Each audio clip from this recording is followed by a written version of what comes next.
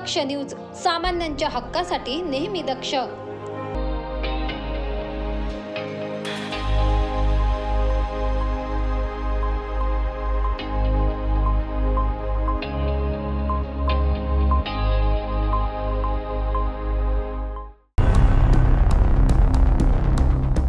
महाराष्ट्रात गोहत्या बंदी कायदा लागू असतानाही संगमनेर येथे मोठ्या प्रमाणावर गोहत्या सुरू असून 400हून अधिक वासरांची कत्तल करून त्यांचे गोमांस मालेगाव येथे विक्रीसाठी आणण्यात आले आहे।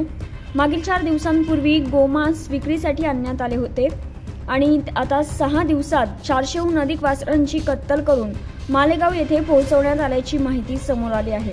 यामध्ये सुमारे 12 ते 13,000 किलो गोमांस जप्त करण्यात आला आहे। संगमनेर येथून ट्रकमधून हे गोमांस मालेगाव येथे आणले जात होते।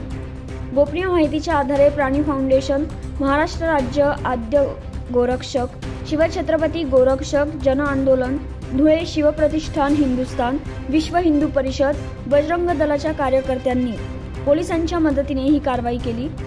या प्रकरणी मालेगाव येथील जिहादी शेख जमीन, कलीम फरीद, शेख रसूल, मुदतसर हाजी नवाब, जाबिद कुरेशी आणि इलियास मुल्ला या आरोपींना अटक करण्यात आले आहे। पुढील तपास मालेगाव तालुका पोलीस करत आहेत। राज्यात गोहत्या बंदी कायदा असूनही असे प्रकार सातत्याने घडत आहेत। फडणवीस सरकारच्या कार्यकाळातही गोहत्या निर्बंधित करण्यात अपयश आले आहे, असं गोरक्षकांचं म्हणणं आहे। या घटनेनंतर संतप्त गोरक्षकांनी गृहमंत्र्यांकडे कठोर कारवाईची मागणी केली आहे। यावर गृहमंत्री काय कारवाई करणार असा सवाल गोरक्षकांकडून उपस्थित केला जात आहे। विजय धामणे, दक्ष न्यूज, मालेगाव।